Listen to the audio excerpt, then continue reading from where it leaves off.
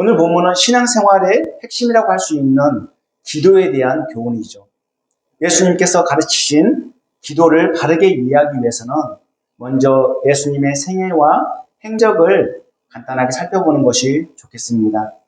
예수님은 유대 베들레헴에서 출생하셨죠. 그리고 헤롯이 베들레헴의 2세 이하 아이들을 다 죽이라고 명령하자 예수님의 가족은 하나님의 뜻에 따라서 애굽으로 망명하게 되었습니다. 그리고 헤롯이 죽자 하나님의 명령에 따라 다시 돌아오게 되죠. 그런데 이 아켈라오가 헤롯을 이어서 유대 왕이 되었다는 이 소식을 듣고 애굽에서 유대 베들레헴으로 돌아온 것이 아니라 이 갈릴리 나사렛으로 돌아오게 됩니다. 그리고 30세쯤 세례 요한의 집회 장소인 이 요단 동편 베레아 지역에 오셔서 그곳에서 사역을 시작하게 되시죠. 그러니까 갈릴리 나사렛에서 유대 지역으로 오셔서 공생의 사역을 시작하게 되신 것입니다. 그렇게 첫 번째 유월절을 유대에서 보내시고 8개월 동안 사역을 하시다가 사마리아를 거쳐 다시 갈릴리로 이동하셨습니다. 그리고 갈릴리 1차 사역이 시작되는데 두 가지 중요한 사건이 있습니다. 가나 혼인잔치에 참여해서 거기에 물이 포도주가 되게 하는 그런 이적을 행하시고 또 왕의 신하의 아들의 병을 고쳐주신 그 놀라운 이적을 행하셨죠. 예수님은 주로 이 갈릴리 1차 사역에 가버나움을 중심으로 사역을 펼쳐 나가셨습니다. 그리고 두 번째 유월절에 갈릴리에서 다시 유대 예루살렘으로 이동하셔서 사역을 펼쳐 나가시는데요.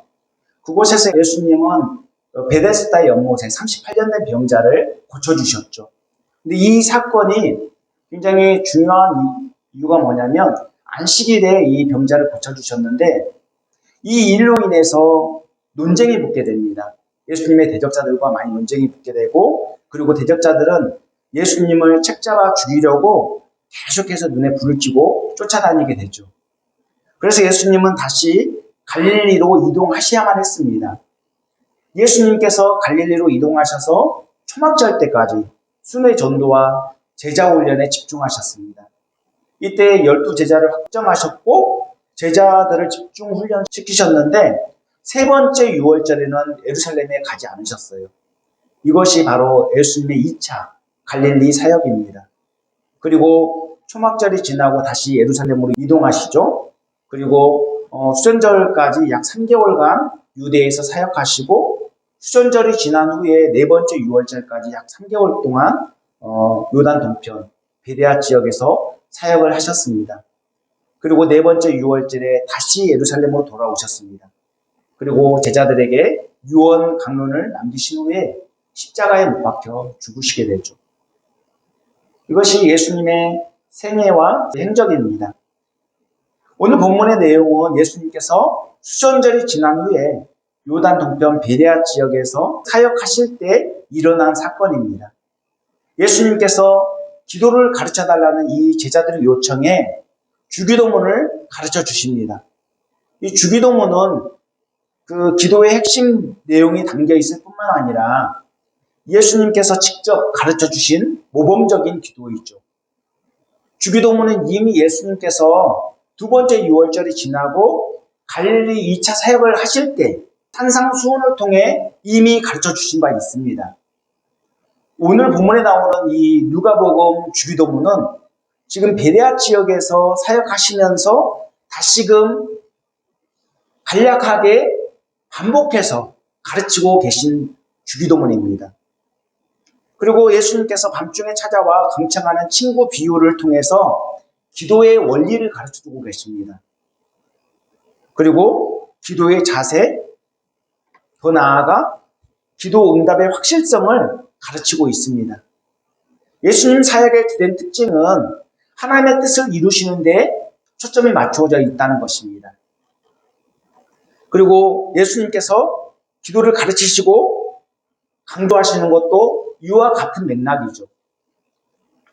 그런 의미에서 저와 여러분 모두 오늘 말씀을 통해 기도를 바르게 이해하고 하나님의 뜻에 부합된 기도를 드리면 좋겠습니다.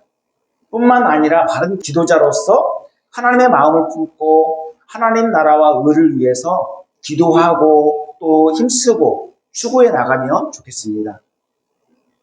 우선 본문 5절로 7절 말씀을 다시 한번 읽어볼까요? 시작. 또 이르시되 너희 중에 누가 벗이 있는데 밤중에 그에게 가서 말하기를 벗이여 떡 세 덩이를 내게 구워달라.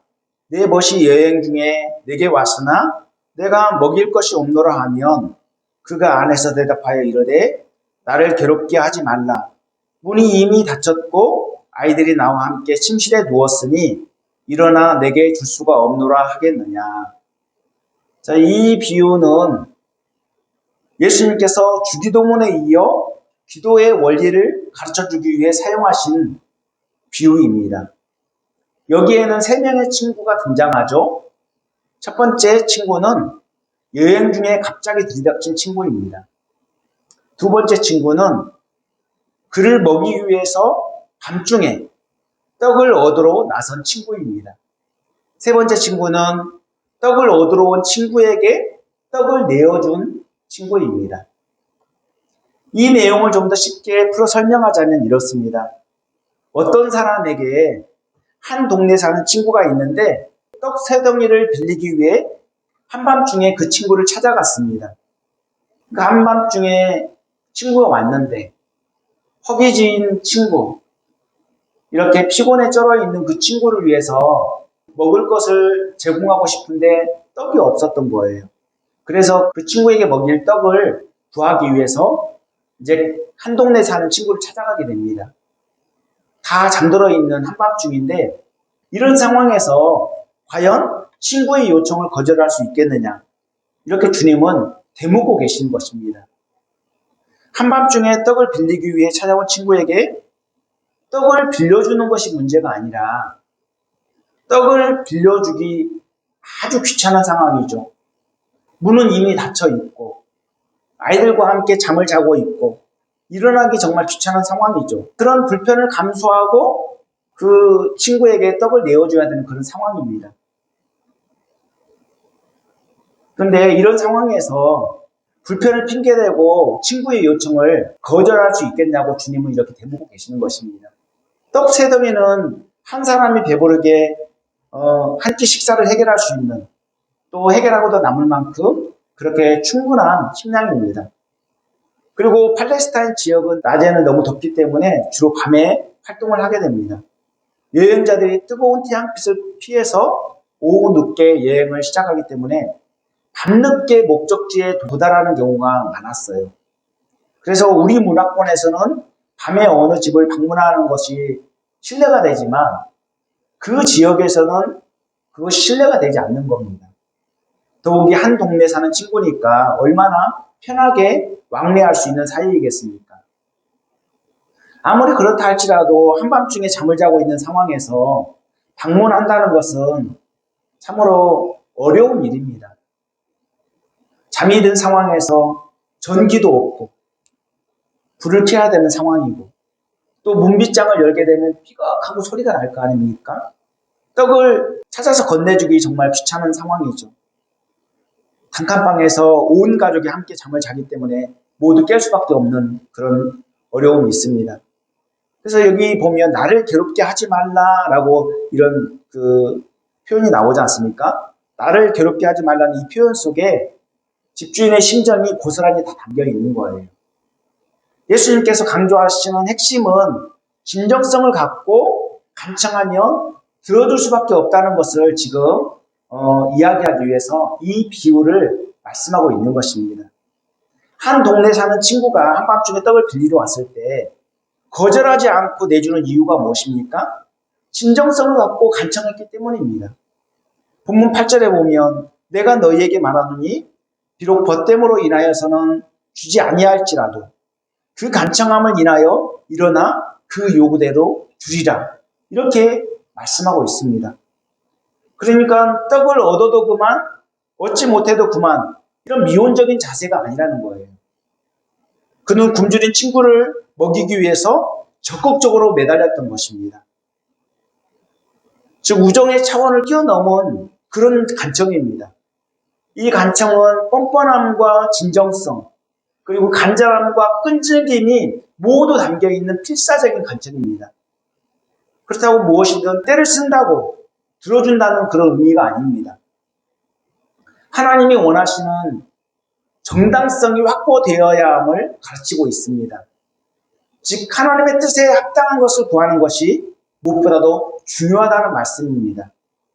예수님께서 기도의 본질, 기도의 핵심을 가르쳐주기 위해서 이 비유를 사용하셨는데 기도의 본질, 기도의 핵심이 무엇입니까? 하나님의 뜻대로 구하는 것입니다. 하나님의 뜻에 합당한 것을 구하는 것입니다. 웨스트민스터 소요문답 98문에 보면 기도란 무엇인가에 대해서 이렇게 정의하고 있습니다. 그리스도의 이름으로 우리의 소원을 하나님께 아뢰는 것인데 하나님의 뜻에 합당한 것을 구하고 죄를 회개하며 하나님의 자비와 은혜에 감사하는 것이다. 바로 이것이 기도라는 것입니다. 기도의 핵심은 무엇보다도 하나님의 뜻에 합당한 것을 구하는 것입니다. 핵심을 놓쳐버리면 주님의 의도와 전혀 상관없이 엉뚱한 것을 구하는 것이 되는 것이죠. 그래서 예수님께서는 하나님의 약속을 믿고 적극적으로 간구할 것을 가르치고 있습니다. 예수님께서는 기도자에게 구하고 찾고 두드릴 것을 명령하고 계시죠. 모두 적극성을 요구하는 표현들입니다. 구하고 찾고 두드린다는 것은 기도를 점층적으로 강조한 표현들이죠. 하나님 나라와 의를 위해 소원을 품고 있다면 가만히 있지 말고 적극적으로 기도하고 또 찾고 두드리라는 말씀입니다. 그래서 구하면 주실 것이고 찾으면 찾아낼 것이고 문을 두드리면 열릴 것이라고 약속하고 계신 것입니다.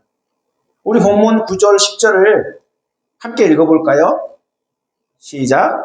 내가 또 너희에게 이르노니 구하라 그러면 너희에게 주실 것이요 찾으라 그러면 찾아낼 것이요 문을 두드리라 그러면 너희에게 열릴 것이니 구하는 이마다 받을 것이요 찾는 이가 찾아낼 것이요 두드리는 이에게는 열릴 것이니라. 아멘. 이처럼 하나님께서는 하나님의 자녀인 우리에게 믿음으로 기도할 것을 요구하고 계십니다. 믿음으로 기도할 때 응답해 주실 것을 약속하고 계신 것이죠. 그러므로 부모가 어린 자녀의 삶을 책임지고 돌봐주는 것처럼 하나님의 자녀인 우리를 하나님께서 불꽃 같은 눈동자로 지키시고 인도해 주신다는 말씀입니다. 그런데 분명한 원칙이 있어요. 우리의 뜻과 방식이 아니라 하나님의 뜻과 방식으로 우리를 책임지시고 돌보신다는 사실입니다. 하나님께서 자녀인 우리를 어떻게 책임지시고 돌봐주시는 걸까요? 먼저는 모든 상황과 환경 속에서 기도하게 하십니다. 그리고 하나님의 때에 하나님의 방식으로 기도에 응답하시고 우리의 모든 삶을 이끌어 가십니다. 하나님께서 우리로 하여금 기도하게 하시고 응답해 주심으로써 하나님과 우리의 관계를 다시금 확인시켜 주시는 것입니다. 사실 불신자들은 하나님께 기도하지도 않고 기도할 수도 없습니다. 하나님을 무시하고 외면하는 자들이 어떻게 하나님께 기도할 수 있겠습니까? 그들은 기도하지 않을 뿐 아니라 하나님께서 책임져 주시고 돌봐주셔도 하나님의 은혜로 받아들이지 않아요. 하나님께서 모든 사람에게 햇빛과 물과 공기 이런 일반 은총을 허락하여 주시지 않습니까? 이 일반 은총은 모든 사람에게 차별 없이 주시는 은혜예요. 그런데 불신자들은 이 은총을 누리면서도 하나님을 거부하고 있습니다. 일반 은총이 신자나 불신자 구별 없이 모든 사람에게 주어진다면 기도는 그것과는 차원이 다릅니다. 기도는 하나님을 경외하는 사람만 하나님과 대화하며 누릴 수 있는 특권입니다. 기도는 하나님을 믿는 자에게 주어진 특권임에도 기도하지 않는다면 신자가 기도의 응답인지 아닌지 알 수가 없습니다. 하나님께서 아무리 풍성한 은혜를 베풀어 주신다 할지라도 기도하지 않으면 기도의 응답인지 아닌지 어찌 알겠습니까? 신자가 기도하지 않으면 기도의 응답인지 분별하지 못할 뿐만 아니라 그 은혜에 감사할 수도 없어요. 오히려 자신의 바람이 이루어졌을 때 자신의 힘과 노력으로 얻어진 결과로 알고 교만하기 십상이죠. 더 나아가 우연의 결과이고 운이 좋았다고 여길지도 모릅니다. 이는 하나님의 섭리를 부정하는 불신앙적 태도입니다. 신자가 하나님의 절대 주권을 인정하고 하나님 의존적인 삶을 살기 위해서는 반드시 기도해야 합니다. 그렇게 될 때 하나님과 관계가 더욱더 친밀해질 뿐만 아니라 하나님의 은혜를 더 풍성하게 누릴 수 있고 더욱 감사한 삶을 살아갈 수 있는 것입니다. 구하고 찾고 두드리라 이렇게 하나님께서 명령하시는데 만능키라고 생각해서는 안 돼요. 하나님께서는 동전을 넣고 버튼만 누르면 커피가 나오듯이 그렇게 자동 판매기처럼 역사하지 않으십니다. 하나님께서 알라딘의 요술램프처럼 우리의 뜻에 따라서 역사하시는 분도 아니십니다. 하나님께서는 모든 일을 자기 뜻대로 주관하시고 역사하시는 분입니다. 그런 측면에서 하나님의 생각과 우리의 생각은 천양지차입니다. 하나님의 생각은 가장 보배롭고 그 수가 바다의 모래알보다도 더 많습니다. 하나님은 전지전능하신 분입니다. 오직 영원 구원에만 관심을 갖고 계십니다. 반면에 우리는 유한하고 무지한 인간입니다. 그래서 눈에 보이는 것, 현실적인 것, 육신적인 것에 더 많은 관심을 갖고 있죠. 그러니 어찌 하나님의 생각과 우리의 생각을 비교할 수 있겠습니까? 하나님께서는 우리보다 우리의 사정을 더 잘 아시고 우리의 필요를 더 잘 아시는 분입니다. 그래서 우리에게 때를 따라 가장 좋은 것을 주시죠. 예수님께서 이를 좀 더 쉽게 설명하기 위해서 지금 이 비유를 사용하고 계시는데요. 그것이 뭐냐면 바로 악한 본성을 가진 아버지와 자녀 그리고 하나님 아버지와 자녀의 비유입니다. 우리 다 함께 본문 11절로 13절을 함께 읽어볼까요? 시작. 너희 중에 아버지 된 자로서 누가 아들이 생선을 달라 하는데 생선 대신 뱀을 주며 알을 달라 하는데 전갈을 주겠느냐. 너희가 악할지라도 좋은 것을 자식에게 줄 줄 알거든. 하물며 너희 하늘 아버지께서 구하는 자에게 성령을 주지 않겠느냐 하시니라. 아멘. 여기 보면 아들이 생선을 달라는데 생선 대신에 뱀을 줄 아버지가 어디 있겠느냐. 또 알을 달라는데 이 독침을 가진 전갈을 주는 아버지가 어디 있겠느냐. 악한 본성을 가진 아버지를 할지라도 그렇게 하지 않는다는 거예요. 어느 부모가 자녀의 필요를 공급해 주되 나쁜 것을 주기를 원하겠습니까? 본성적으로 악한 부모라 할지라도 자기 자녀에게는 가장 좋은 것을 주려고 애를 쓸 것입니다. 이것이 부모의 공통된 마음이죠. 부모 자신들을 위해서는 흠이 있고 또 좀 못한 것, 좀 부족한 것 그런 것을 먹더라도 자녀에게는 진수성찬을 차려주고 싶은 것이 바로 부모의 마음입니다. 그리고 자신들은 값싸고 허름한 옷을 입더라도 자녀들을 위해서는 비싸고 가장 좋은 옷을 입히려는 것이 바로 부모의 마음입니다. 본성적으로 이렇게 악한 부모라도 이렇게 끔찍히 자녀를 아끼고 사랑한다면 하나님 아버지는 과연 어떻게 하시겠습니까? 자녀된 우리의 필요를 더 잘 아시고 항상 가장 좋은 곳으로 주시려 할 것 아니겠습니까? 우리 입장에서는 우리가 원하는 것을 우리가 원하는 때에 주시면 좋은 것이라고 생각할 수 있죠. 그러나 우리가 기대하는 것을 우리 시간표에 따라 주시는 것이 무조건 좋은 게 아닙니다. 하나님의 뜻에 따라 하나님의 시간표에 맞게 하나님의 방식대로 주시는 것이 가장 좋은 것이죠. 이처럼 좋은 것에 대한 우리의 이해와 하나님의 이해는 간격이 클 수밖에 없습니다. 혹시 하나님께 어떤 문제를 놓고 기도했는데 그렇게 간절히 기도하는데 응답이 없어서 속이 상해 있지는 않습니까? 오히려 간절히 기도할수록 내 뜻과 내 생각대로 되지 않고 어긋나는 것을, 일이 꼬이는 것을 그런 느낌을 받고 있지 않습니까? 그렇다 할지라도 낙심하지 마십시오. 기도는 내 뜻과 내 생각을 관철시키는 것이 아닙니다. 그리고 내 뜻과 내 생각대로 되는 것이 바로 기도 응답이 아닙니다. 하나님의 뜻과 하나님의 생각대로 되는 것이 바로 기도 응답입니다. 저도 그런 경험을 한 적이 참 많습니다. 하나님께 어떤 문제를 놓고 기도하면 침묵하시는 것 같아서 너무나도 답답하게 느껴질 때가 한두 번이 아니었어요. 오히려 일이 더 꼬이는 것만 같아서 하나님을 원망하고 불평할 때가 많았습니다. 그런데 오랜 시간이 흐른 후 나도 모르는 사이에 문제가 다 클리어되고 생각지도 못한 방식으로 문제가 해결된 것을 확인할 수 있었습니다. 그때 비로소 저는 왜 하나님께서 그렇게 역사하셨는지 그것을 깨닫게 되고 더욱 감사한 마음을 가질 수가 있었습니다. 하나님께서는 우리의 형편과 처지를 우리 자신보다 더 정확하게 더 잘 아십니다. 그리고 가장 적절한 타이밍에 가장 좋은 것을 주십니다. 그러므로 기도자는 하나님께 코드를 맞추는 것이 너무나도 중요합니다. 기도자는 하나님께 코드를 맞출 때 하나님께서 주시는 자유와 평강을 누릴 수 있습니다. 그렇게 하나님께 코드를 맞추어서 기도하면 하나님께서 원하시는 것을 구할 수 있습니다. 그리고 기도를 통해서 하나님의 뜻이 이루어지는 것을 확인할 수 있는 것입니다. 이것이 바로 성숙한 기도자의 자세입니다. 즉 기도가 내 필요를 구하는 단계에서 벗어나 공동체를 위한 기도, 하나님의 영광을 위한 기도로 확장된다는 말씀입니다. 그렇게 하나님의 소원을 품고 기도하려 하면 하나님이 원하는 것을 찾으려고 애를 쓸 것입니다. 기도는 그냥 하나님께 기도하고 그것으로 끝나는 것이 아니죠. 그건 내가 노력해야 된다는 거예요.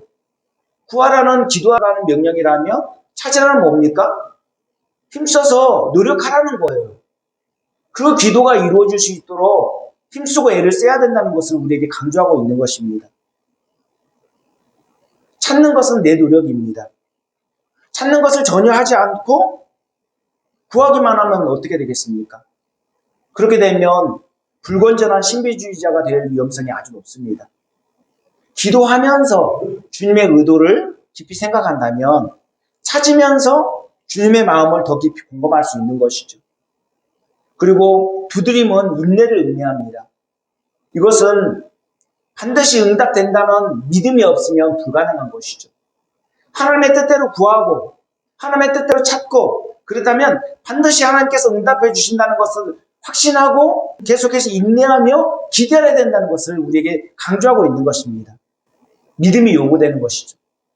그렇게 하나님께 대한 신뢰가 쌓일수록 믿음이 성숙해지고 믿음이 성숙해질수록 우리 기도 내용이 달라지게 될 것입니다. 하나님께서는 모든 일을 주권적으로 이루시는데 기도하기를 원하셔요. 하나님께 모든 것을 맡기고 간절히 매달리기를 원하십니다. 하나님께서는 하나님의 뜻대로 구하는 자에게 가장 좋은 것을 주십니다. 하나님께서 주시려는 가장 좋은 것이 뭘까요? 오늘 본문에는 성령이라고 말씀하고 있습니다. 성령이 우리에게 오시지 않으면 우리는 기도할 수도 없고 또 기도한다 할지라도 우리 이기적인 생각에 이기적인 기도를 할 수밖에 없어요. 성령 충만 정말 중요합니다. 성령 충만을 받게 되면 기도가 이기적인 단계에 머물러 있지 않습니다. 가족과 이웃의 필요를 위해서 기도하게 되고 공동체의 유익을 도모하게 되고 궁극적으로 하나님 나라와 의를 위해서 그렇게 힘쓰게 될 것입니다. 주님은 영혼 구원에 초점을 맞추고 있는데 우리는 당장 눈앞에 이익에 초점을 맞출 때가 많이 있습니다. 그러면 기도할 때 본질에 벗어나지 않도록 주의해야 됩니다. 제가 아는 어떤 분은 돈 잘 벌고 사업 성공하는 것이 복이고 가난은 저주라고 그렇게 주장하셨습니다. 만약 그런 논리라면 당시 사회 지도층 인사는 복받은 인생이고 사회적 약자는 저주받은 인생입니까? 예수님께서 그 저주받은 인생에게 그러면 사회적 약자들을 배려하고 그들을 도우라고 그렇게 말씀하시겠습니까? 그렇지 않습니다. 그분의 주장은 기복주의에 치우친 그렇게 개인적이고 편협한 생각이라고 여겨집니다. 돈 잘 벌고 사업이 잘 되는 목적이 내 배 채우고 자신의 영달을 위한 기도라면 본질에서 벗어난 기도입니다. 그것은 본질이 아니고 선한 목적을 이루기 위한 수단일 뿐이에요. 무엇보다도 다른 사람의 유익을 도모할 뿐만 아니라 공동체의 유익을 넘어 궁극적으로 하나님의 영광을 위한 목적이 되어야 됩니다. 그것이 바로 기도의 바른 목적이에요. 그러기 위해서 우리는 기도할 때 늘 성령의 인도하심을 따라 기도해야 되고 성령의 인도하심을 따라 살아야만 하는 것입니다. 이제 말씀 마치려고 합니다. 예수님께서는 기도를 가르쳐달라는 제자들의 요청에 주기도문을 가르쳐 주셨습니다. 주기도문은 기도의 핵심 내용이 담겨 있을 뿐만 아니라 예수님께서 직접 가르쳐 주신 가장 모범적인 기도입니다. 그리고 예수님께서는 밤중에 찾아와 강청하는 친구 비유를 통해서 기도의 원리와 기도의 바른 자세를 가르쳐 주었습니다. 그리고 악한 본성을 가진 부모와 자녀, 하나님 아버지와 자녀 비유를 통해서 기도 응답의 확실성을 가르쳐 주셨습니다. 무조건 때를 쓴다고 되는 것이 아니라 진정성을 갖고 간절히 구하고 적극적인 자세를 취할 것을 말씀하고 있는 것이죠. 기도에 있어서 무엇보다도 중요한 것은 하나님의 뜻대로 구하는 것입니다. 기도는 내 뜻과 내 생각을 관철시키는 것이 아니라 하나님의 뜻이 이루어지는 데 목적이 있습니다. 하나님께서 기도하는 자녀에게 가장 좋은 것을 주시는 분입니다. 하나님은 우리보다 우리의 사정과 필요를 더 잘 아시고 더 정확하게 아십니다. 하나님께서 우리에게 주시고자 하는 가장 좋은 것은 성령이죠. 하나님께서 기도하는 자에게 성령으로 충만하게 하시고 성령을 따라 구하고 찾고 두드릴 수 있도록 인도해 주십니다. 즉 성령의 인도하심을 따라 기도할 뿐만 아니라 하나님의 약속을 믿고 하나님의 소원을 품고 혼신의 힘을 다하도록 도우신다는 말씀입니다. 예수님께서 기도의 본을 보여주셨고 삶의 모범을 보여주셨습니다. 예수님 사역의 주된 특징은 영혼 구원과 하나님의 뜻을 이루시는 데 초점이 맞추어져 있습니다. 예수님께서 기도를 가르치시고 강조하시는 것도 하나님의 뜻과 맞닿아 있습니다. 우리의 기도도 하나님께 코드를 맞추는 것이 중요합니다. 하나님께서 우리에게 요구하시는 기도는 자신의 영달을 위한 것이 아니라 다른 사람을 위하고 공동체 유익과 하나님의 영광을 드러내는 것입니다. 저와 여러분 모두 기도를 통해 언제든 하나님을 깊이 만날 수 있습니다. 기도는 하나님과 긴밀한 대화죠. 얼마든지 다양한 방법으로 기도할 수 있죠. 그렇게 하나님과 얼마든지 만날 수 있다는 말씀입니다. 그렇기 때문에 하나님과 더욱더 깊은 만남, 잦은 만남, 그리고 하나님과 더욱더 긴밀한 관계를 유지해 나가는 것이 중요합니다. 기도를 통해서 그렇게 하나님과 긴밀한 관계를 계속해서 유지해 나갔으면 좋겠고요. 요즘처럼 코로나 팬데믹으로 힘든 시대에 더욱 하나님의 위로가 절실한 상태입니다.